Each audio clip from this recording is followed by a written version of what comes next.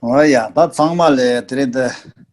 ，3年脏嘛。那今天呢，一开始呢，先跟大家呢就是问安，然后祝福大家呢都扎西德勒。那在这边呢，就是我们所要讲的呢，就是菩提道次第。那今天呢，会概略的解释一下什么叫做菩提道次第。那在还没有开始讲课之前呢，就是先跟大家就是讲解一下，就是我们这一次的上课呢，就是不是以这种上师对于弟子教导的这种方式，就是我们彼此之间呢，就是法友，就是我尽我的能力呢，然后将我所学到的这一些道次第的内容呢，然后和大家做讲解。那大家在问问题的时候呢，那同样的呢，也能够对我有很大的帮助，所以我们就是一种互相学习的方式呢，然后来做研讨。那为什么说我们一开始上课的时候呢，先不需要建立起这种上师和弟子之间的关系呢？因为一个主要在传授道次第教授的一个上师呢，他本身呢是要具备道次第的这种修行，但是对我个人而言呢，我并不具备这样子的修持，就是我从以前呢到现在呢，最主要是在三大系学习像相关于五部大论的内容。那对于说广论的这些意识呢，虽然说我了解，但是呢，我并没有去做一个真正的实修，所以对我而言呢，我也是不符合就是一个巨量的道次第上师的这种资格，所以我们彼此之间呢，就是用法友的这种关系呢，然后来互相的探讨学习。那会有这一堂课呢，最主要是因为在2个星期前呢，就是中国的住持呢，那透由佩佩的关系呢，然后和我做上了联系，然后希望呢，就是能够为大家呢讲解道次第。那因为呢，就是我觉得呢，虽然说既然要开始讲解道次第的话呢，那我们选一个就是较好的一个日期。然后因为呢，它表示一个比较好的缘起，虽然说呢是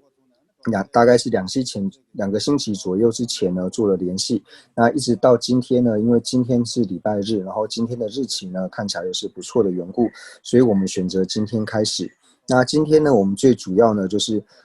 概略的讲一下说道次第呢它的所权到底是什么。那菩提道次第呢，它最主要引述从哪个经论呢？然后它引据的经典主要是依靠着哪一个？然后呢，以及我们一般在讲述说菩提道次第呢，最主要的教授呢提到说八大教授，那这八大教授呢到底是哪8部？那最后呢会留15分钟给大家来做问答。那就是今天呢，主要讲完呢，就是一个菩提道次第的一个主要的所权之后呢，那接下来就是我们每个礼拜呢会有2天的时间来做互相的讨论。那在我们互相讨论的时候呢，如果不依靠一本论点来做解释的话呢，就是解释起来可能大家也比较难以理解，所以就决定了用八大教授里面的就是其中一部，就是安乐道论呢来做讲解。那安乐道论呢，它本身的内容呢算是比较少，但是呢，它的所权呢也是非常的精要。那我们安乐道论呢，就算没有办法从头到尾就是一个字一字一句去做解释的话呢，那我们也会依照着科判，然后把最主要的内容呢都解释给大家。那等到我们讲述完安乐道论之后呢，那就看大家如果对道次第还有需求的话，那就看我们是要依靠着菩提道次第广论，或者说依照着菩提道次第略论，然后就看时间，然后到时候再看看状况，然后再决定说我们之后要学习什么内容。那我们先来解释呢，什么叫做菩提道次第。那菩提道次第里面的菩提呢，所讲的菩提的意思呢，就是我们所要证的果位，也就是佛果位，也就是菩提佛果位。那如何证得佛果位呢？那就是依靠着能够证得佛果位的方法，就是能证的方法，也就是称之为道。所以道呢，就是能够成就佛果的方法。那这个方法有什么呢？这个方法呢，就是透由就是3种世福的次第呢，然后来证得佛果位。所以呢，这就是菩提道次第呢，它这个名字的意思。那就是我们在讲述说菩提道次第的时候呢，就是要显示说，就是这个法呢，它是清净的，所以会先讲到说呢，法缘清净。所以呢，会先讲到说呢，法缘清净的部分。那在讲述法缘清净的时候呢，那我们最后呢，会就是从表示说一切的法的根源呢，都是从世尊开始。那从世不好意思，我翻译大家有听到吗？还是说大家听不到？他有听到，连长有听到。郑连长，你还没翻完对吗？还是翻完？对，还没。连长 ，continue。那所以呢，就是我们把法源呢追溯到最后呢，一定是从佛呢所说的法来作为依据。那菩提道次第最主要的依据呢，就是从佛陀讲的八万四千法运里面呢，那在八万四千法运里面，最主要就是从般若经里面呢所开展出来的。那般若经呢，也是一般我们所讲的广中略三种般若。那最主要的经典呢，菩提道次第呢，最主要所引的经典呢，就是从般若经，无论是广般若、中般若或是略般若呢。那般若经里面呢，它最主要的所权呢，又分为2个。那般若经的所权里面呢，就是它所解释的意涵里面呢，那直接显现的呢，是所谓的空性的道理。那它隐藏所代表的内涵呢，就是提到说8智的道理，8种智慧的道理。那关于说直接内涵空性的道理呢，它就是所谓的甚深道的传承。那甚深道的传承呢，最主要就是从世尊呢，导师释迦世尊，然后传给了文殊菩萨。那文殊菩萨呢，再传给了龙树，龙树传给了升天，那升天再传给正理杜鹃，那正理杜鹃呢，再传给阿底峡尊者。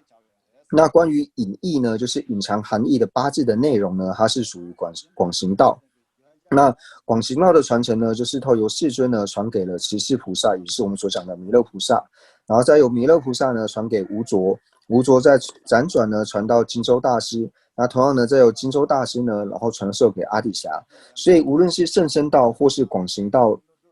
深广2道呢，最后呢就是全部呢合集在的传承呢，就是合集在阿底峡尊者的身上。那无论是甚深或是广行2道呢，那最后呢，同样都汇集到了阿底峡尊者的身上。那阿底峡尊者呢，他在印度的时候呢，他最主要呢是在毗迦摩罗士罗。那毗迦摩罗士罗呢是一间寺庙，那他最主要是住持在那边。那当然阿底峡尊者传承呢，除了毗迦摩罗士罗的传承之外呢，那同样呢也有那烂陀寺的这些传承。那后来呢，就是因为五等阿底峡的功德呢，就是非常圆满的缘故。那这个时候就是藏系的佛法已经开始衰退，所以那个时候的藏王呢，西藏的国王呢，就像是世界光，还有功德菩提光王。菩提光王呢，他就迎请阿底峡尊者。那他们迎请尊者的过程呢，也是非常的艰辛，就是耗尽了非常的钱财，然后也很多人呢，因为迎请阿底峡尊者呢而牺牲。那最后呢，尊者也是因为大悲心彻发的缘故呢，所以最后呢来到了印度。那到了印度呢，就是为了回答就是智光王还有菩提光王呢，他们对于说一些佛法上的一些疑惑呢，然后因此而造了菩提道灯论。那也就是从阿底峡尊者呢造了菩提道灯论之后呢，那从此之后才有了菩提道次第的这个名词的出现。所以呢，我们会讲说菩提道次第呢，它根本的经典，那经典呢是要由佛所说，所以它根本的经典呢是来自于就是般若经。那它根本的论点呢，就是菩提道次第最主要的出处呢，就是来自于阿底峡尊者所讲述的菩提道灯论。那无论是菩提道次第或是后面的圣道次第呢，这2种次第最主要的出处呢，都是出自于阿底峡尊者的菩提道灯论。那之后呢，就是有很多就是在藏地，特别是格鲁派呢，有很多对于菩提道次第的这些解释。那关于呢，就是格鲁派来说呢，就是对于道次第的解释呢，最主要分为8大次第的这种教授。那所谓广论的8大教授里面呢，就是一开始呢就讲到说，宗喀巴大师呢，他所著作的像是菩提道次第广论、菩提道次第中论以及菩提道次第略论呢，就是广中略呢3种道次第。那接下来呢就讲到说，就是四世班禅大师呢所造的安乐道论，那以及五世班禅大师所造的速集道论，那还有三世的观音尊者呢，他所造的就是道次第融经论。那以及五世的观音尊者呢，他所造的妙音教授。那还有呢，就是后来的塔波马旺扎巴呢，他所造的菩提道次第善说藏论。那总共呢，就是分为这8大教授。那这边呢，我们就稍微讲述一下呢，就是宗喀巴大师呢，他著作菩提道次第的因缘。那个时候呢，就是宗喀巴大师年轻的时候呢，就是从安多地区呢，然后到拉萨地区呢，然后做学习。然后呢，经过就是多年的学习之后呢，已经圆满了，就是显密一切的教法都已经融会贯通。然后在46岁的时候呢，那他和他的上师像是仁达瓦他们呢，然后一起呢就是结下。然后在结下之后呢，那宗喀巴大师呢，他就是到热振寺。然后到热振寺的时候呢，在这个狮子眼脚下呢，就是铸造出了就是道次第的传承上师祈请文，也就是开圣道之门。那安底峡尊者造了这个开圣道之门这个菩提道次第的上师祈请文之后呢，然后就是很殷重的呢，对所有的菩提道次第上师呢，然后做祈请，然后祈请所有传承上师的这个加持。然后在加持之后呢，宗喀巴大师他就将就是一尊非常珍贵，然后具有大加持的阿底峡尊者的像呢，然后把他引请到就是他的床头，然后每天呢做祈请供养，然后呢开始著作菩提道次第广论。那在著作之前呢，那他就是有梦到就是所有一切噶当派的这些祖师，像是阿底峡尊者，然后总敦巴大师，然后博多瓦、夏拉瓦这些大师等等呢，然后就是梦到他们。然后在梦到他们的时候呢，这些上师呢，这些噶当派的祖师呢，也传了很多的教授给宗喀巴大师。那最后呢，就是博多瓦，然后还有夏拉瓦这些大师呢，还有总敦巴，他们一一呢就是融入到就是阿底峡尊者的身体里面。然后阿底峡尊者呢，他就将他的手呢，然后放在宗喀巴大师的头上呢，然后跟他说：“你要为圣教呢做出广大的利益。”那宗喀巴大师也在这个时候呢，就是应允，然后跟阿底峡尊者说呢：“我会尽我一切的能力呢，然后弘扬世尊的这些圣教。”所以呢，然后从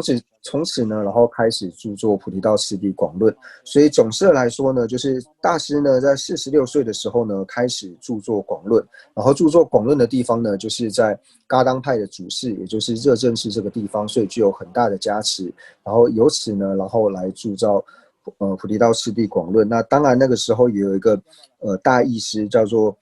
谢丘巴上的呢，他也是祈请宗喀巴大师呢能够著作有关于菩提道灯论的解释，所以由此呢而产生了菩提道次第广论。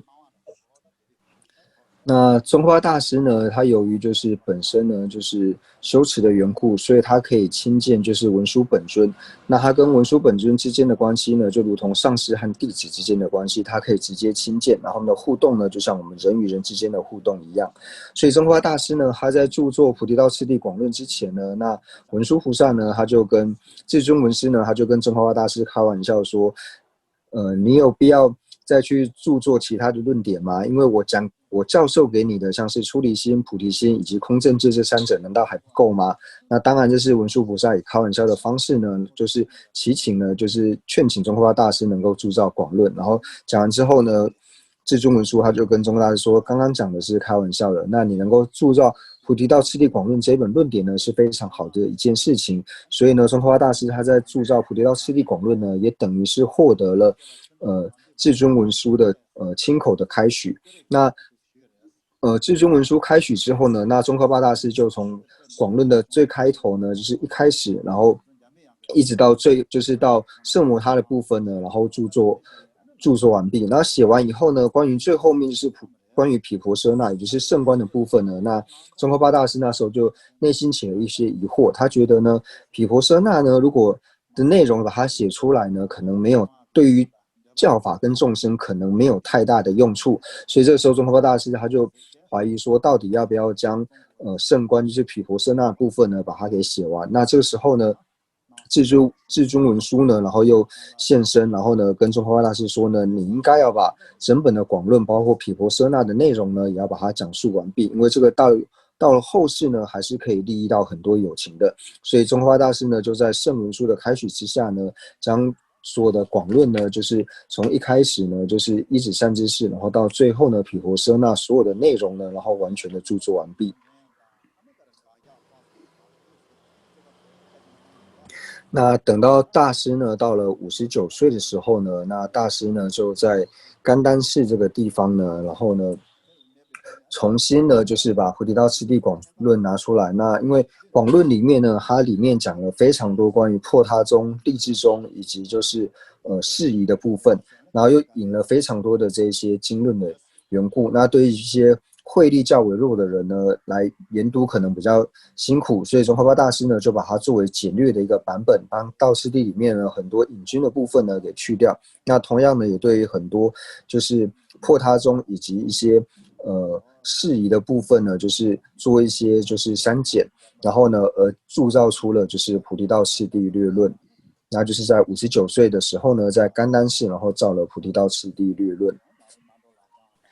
那后世呢，就是关于菩提道次第的解释呢是非常的多，但是最主要所有的解释呢，大部分都是依靠着就是宗喀巴大师所造的菩提道次第广论和略论呢，然后来加以衍生的。那就像是我们所讲到的，就是像是世师班禅呢他们所到的，像是安乐道论或速集道论等等。那还有像是就是历代观音尊者呢，他们所造的像是道次第融经论，然后妙音教授，那以及呢就是近代呢像是帕繃喀大师所讲述，然后透由赤江仁波切呢就是所记录下来的掌中解脱，那以及像是暇马道次第，总之道次第的解说呢非常的多。那最主要的依据呢，就是依靠着宗喀巴大师的广论还有略论。那以上呢，就是对于说道次第的一个来源呢，然后做了一个解释。那我想必呢，就是在各位就是同学里面呢，就是应该有很多人都已经对广论呢就是研习了很久。那对于这些同学呢，我就是帮大家呢能够稍微回忆一下。那对于说就是新学的这些同学呢，就是对道次第不是了解很深入的这些同学呢，那就是以上呢就是大概介绍了一下，就是道次第它的一个来源。那如果说大家将来想要好好学习的时候呢，就可以了解到说菩提道次第呢，它所依的根本的经典呢是什么，它所依根本的论点呢是什么。那除了菩提道次第广论跟略论之外呢，那还有其他哪一些像是八大教授这些解释呢到底是什么？那主要是做了这方面的解释。所以呢，菩提道次第呢，它的所权呢，就是将世尊所讲的一切八万四千法印的内容呢，它完全都能够收摄到就是三世父的道次第里面。那所以呢，我们就讲到说，所谓的道次第的意思呢，就是提到一个三世父的一个修行的这种次第的缘故呢，所以称之为叫做道次第。那一般呢，我们在解释菩提的时候呢，就是菩提除了就是就近的佛果位之外呢，那其实菩提它有分为声闻的菩提，还有缘觉的菩提，以及大乘的菩提三种。但是这里讲的菩提道次第广论所指的菩提呢，并不是讲到声闻以及缘觉的菩提，它所指的呢是大乘的菩提。那我们要证得大乘的菩提，也就是佛果位之前呢，我们要先去入于大乘的道次，也就是上师父的道次，就是要透由发心，然后广行六度之后呢，然后才能够成就佛果位。那要去入大乘道之前呢，我们要升起对于共中士道升起觉受。那要升起共中士道的觉受之前呢，要先升起共下士道的觉受。所以从这边呢，解释到了菩提道次第。那我们呢，所有人呢，都是需要安乐的。那我们在讲到安乐的时候呢，它其实分为两部分。在讲的安的时候呢，就是指的说我们的身体呢能够康泰呢，称之为是安。然后乐呢，就提到说心的部分，就是心呢要能够得到快乐。那我们身体呢要安康的时候呢，就是我们身体不好的时候、不舒服的时候呢，那去看医生的时候呢，那自然可以把我们这种身体的不舒服呢给去除，然后获得了安。但是关于心呢要快乐的部分呢，光靠透由看医生呢是没有办法获得心的安乐的。那为什么我们的心会不安乐呢？心不安乐最主要的原因呢，就是透由像是贪、嗔、痴、慢、疑呢这些六根本烦恼以及20随烦恼呢，去搅动我们内心的缘故，所以会让我们的内心呢感到不快乐。所以呢，当我们想要获得安乐的时候呢，那关于说身体能够得到安康的部分呢，就是透由外在睡眠的提升呢，能够让我们的身体呢变得更好。那想要获得新的安乐的时候呢，那最主要呢，就可以提到说呢，想要让心得到快乐的方法呢，没有比菩提道次第呢更好的教授。我们是可以这么说的，就是透由对于菩提道次第的学习呢，绝对可以让我们的心呢获得真正的安乐。那当然呢，我们在讲述这些内涵的时候呢，就是提到说，它能够让我们获得身心安乐呢，不仅仅是属于今生的安乐，乃至于说来世的安乐呢，透由学习到透由菩提道次第呢，都是可以获得的。那这边呢，最主要所讲述的对象呢，就是对于说已经承许前后世的这些同学呢来做讲述。因为呢，如果说不相信前后世的话呢，那我们一开始呢还要先去讲述到说，为什么前后世呢是成立的。那讲了承许成立前后世的原因讲述之后呢，那他还要透由学习之后，最后他才会去相信说前后世呢是存在的。所以我们现在最主要所讲述的对象呢，是对于这些已经承许前后世的人呢，然后来讲解关于说菩提道次第的内容。那这边呢，菩提道次第里面呢，一开始呢就提到说所谓的共下士道。那什么叫做共下士道呢？那共下士道呢，它最主要的所修呢，就是提到了皈依还有业果。那在讲述到皈依的时候呢，就提到说我们皈依的导师呢是释迦世尊，那我们的正皈依呢是法宝。那以及呢，就是我们皈依的助伴呢，就是所谓的僧宝。那在了解了三宝之后呢，那我们就是对三宝升起了信心。为什么要对三宝升起信心呢？因为呢，我们就是对于说畏惧来世呢会投到三恶趣的缘故呢，所以相信三宝能够做救护，所以依此呢而升起一个皈依的心。那这部分呢是属于皈依的内容。那业果呢就讲到说，那我们皈依了三宝之后呢，那三宝就会告诉我们说呢，我们既然害怕恐惧来世会投身三恶道去的话呢，那我们该如何的做呢？那不想投到恶趣的话呢，那我们就要停止断除一切的恶行。那我们想要投身到善趣，投身到善道的话呢，那我们就要去好好的修持善行。所以呢，在讲述业果的时候呢，最主要就讲到说，就是断恶修善，也就是呢，对于说善恶的取舍呢，我们要非常的清楚，就是要如实的取决，就是该取的呢是善，该舍的呢是恶。那在讲述到说善恶的时候呢，那什么叫做善呢？什么叫做恶呢？所谓的恶呢，它就是提到说伤害自己或是他人的，无论是身、口、意的行为呢，那这种呢就称之为是恶。那能够帮助自他呢，自己和他人，那无论是身、口、意的这种行为呢，都称之为是善。那关于呢，就是共中士道呢，最主要所要修持的呢，就是提到说呢，我们在下士道的时候，共下士道已经提到说，我们因为不想要堕入恶趣，所以呢，为了不堕入恶趣呢，然后投身善趣呢，我们去做断恶修善。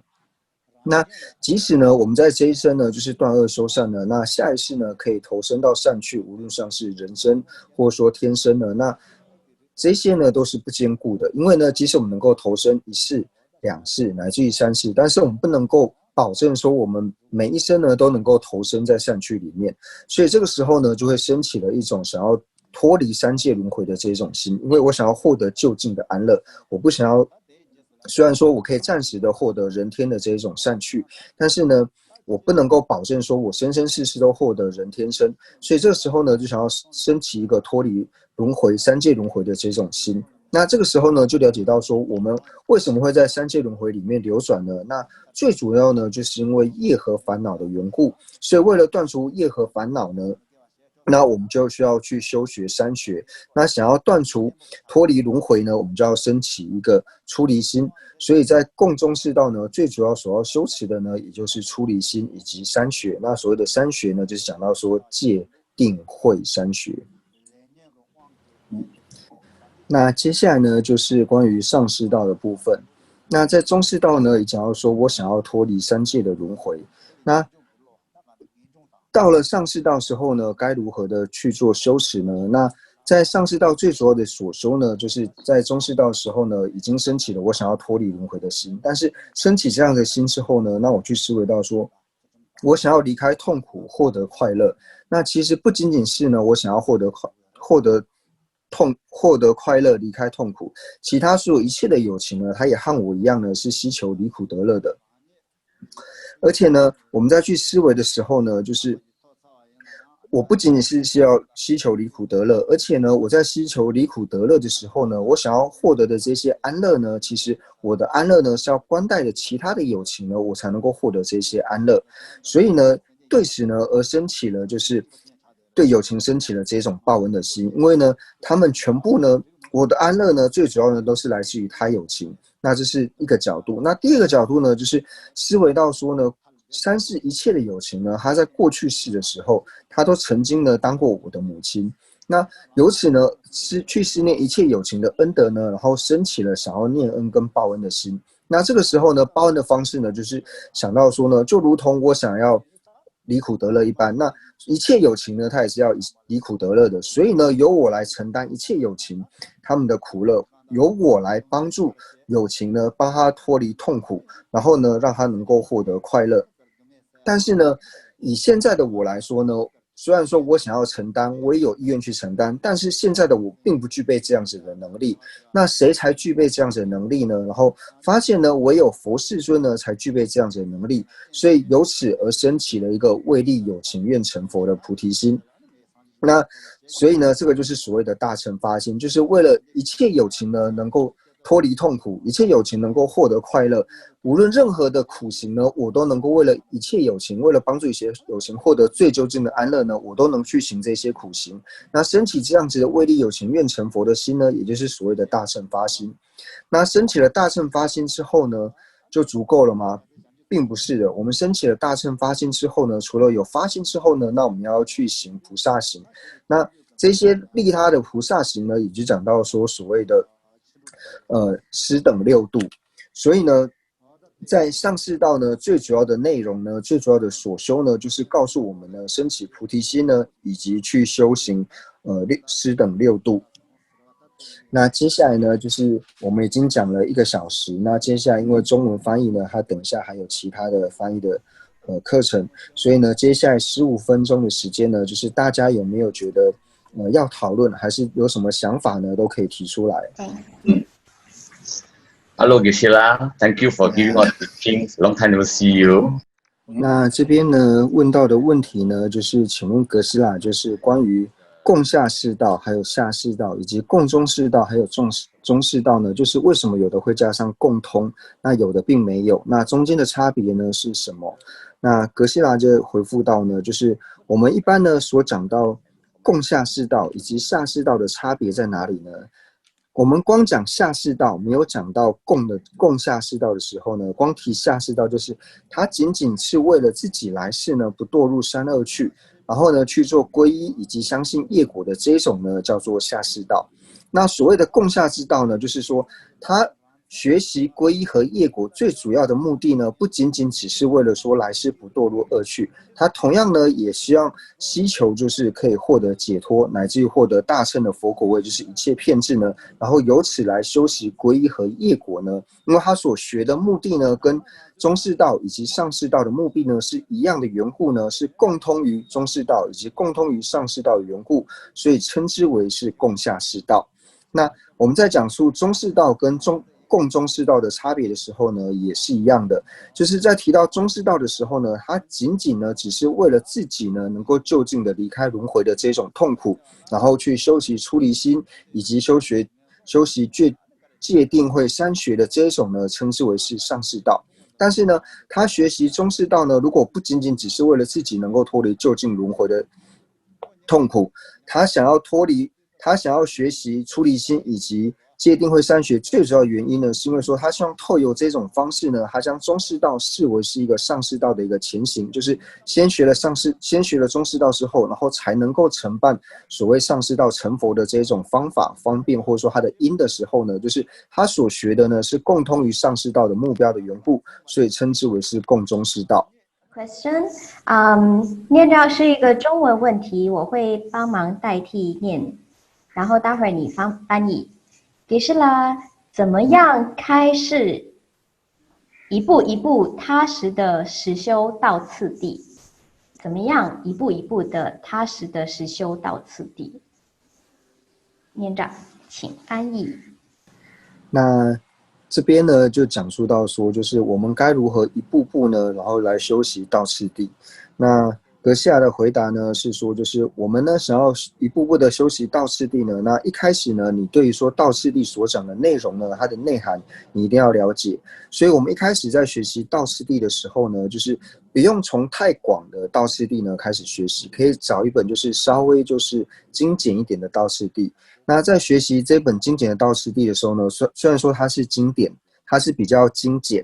比较略的道次第，但是它里面的内涵呢，也是同样的，它的所权呢，也是包含从一开始的一指三知识，然后到最后面止观的部分。那不过在学习的时候呢，就是配合着科判，然后从科判呢，我们将整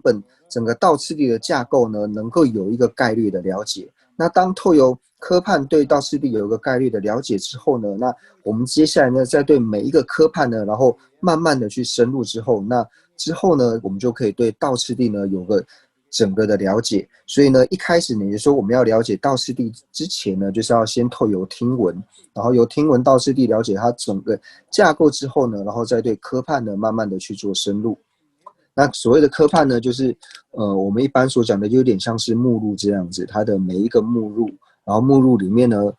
又可以分为多个子目录，然后就是透过这种目录的方式然后来做学习。呀，多谢，那我别搞我想死了，他是当我了这拉人嘛，光的年用的讲下要嘛的那是当他拉人噻的，咋进步也不当，但拉人噻的了呗，搞当没办法进步有年轻，现在对的他那的这他了这么偏都兄没几了偏那偏的这上的，等的下去。你知道吧？对，别打就那么子干这些，现在对的年节了，过些年那个嘛，都年没那些啥嘛是吧？